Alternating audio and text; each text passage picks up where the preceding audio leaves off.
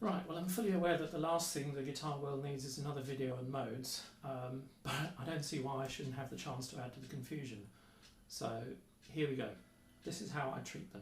And I think the most important thing to be able to do with modes is to hear the difference between them. That's more important than fingerings or shapes or anything else you might have read about it. The most important thing is, what do they sound like? And the headline is, unless you're playing modal music, modes have no relevance whatsoever. So what's modal music? Well, I'm going to play you some, and I'm going to cycle through the major scale modes, and I want you to listen to the difference as I change. And hopefully that'll tell you more about what you can do with modes, and hopefully each mode invokes some sort of feeling in you. That's how I do it. I find a particular mode has a particular sound in a particular context, and then I'm able to call upon it whenever I need it, when I want to create that sound. So here we go.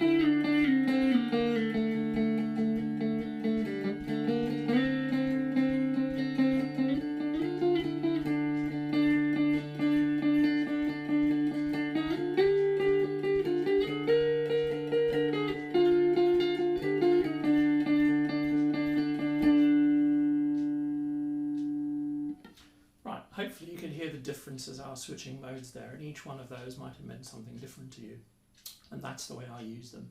I think they've all got very distinctive features. The other thing you might have noticed is what I was playing against, because that's the key. I was playing against a droning D string, and this comes back to what modal music is. The more information there is in the chord progression or the riff that you're playing over that suggests that there is a key that you're playing against, the less relevant modes become. Modes only really become relevant when you're playing against a static chord. If you're doing some kind of funk jam or something, it's just the band's playing this for, hours.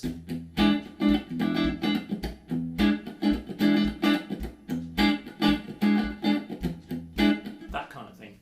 You can mode away to your heart's content. If you're playing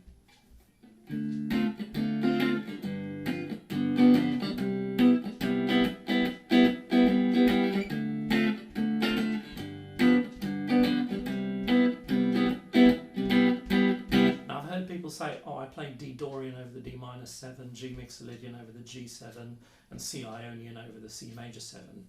Well, really what you're saying is you're playing C major, because you're not going to get the quality of the specific modes against chords that are in a key, or what we call diatonic music. So you're really looking for being able to play over drones, single chord vamps, and in a lot of rock and metal you find yourself soloing over power chords for quite a long time, and actually that allows for you to do a lot of work with modes. You quite often find yourself soloing over something that's just, and you can really experiment with modes over something like that.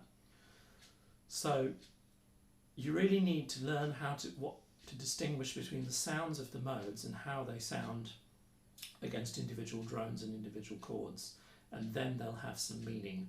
Other than that, you don't need anything but the major scale.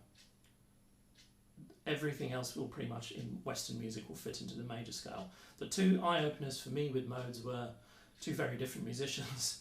The first thing was Jimmy Page, the solo in No Quarter from the live version of The Song Remains the Same, where I heard that and I thought, I was fairly convinced Page had some notes that I didn't have on my guitar, because I could not work out what on earth he was doing until I actually sat down to learn it.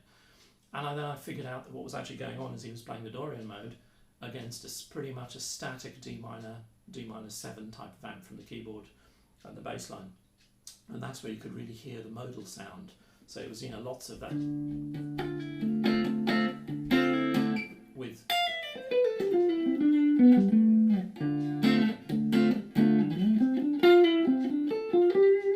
so notes from the C major scale, but nothing to do with C major at that point. At that point it's D Dorian.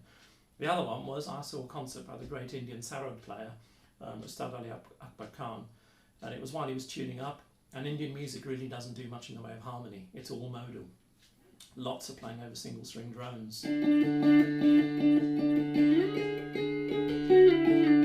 kind of thing. And that, again, clicked for me, that I could suddenly hear what relevance modes have to what I might play. I think the confusion stems from the fact that, like a lot of people, I learnt the major scale in these 7 positions, you know, Ionian, Dorian, Phrygian, and so on and so forth. And really what you're doing there is it's simply 7 positions of the major scale. Without any underlying harmonic context, all you're doing is playing the major scale. That's G major, whether you're playing, if that's your root chord, that's still G major. The fact that that position is called B Phrygian isn't particularly helpful. It's still G major. The only time that becomes B Phrygian is if your underlying chord is B minor. Because then that half step, that suddenly has a totally different flavour.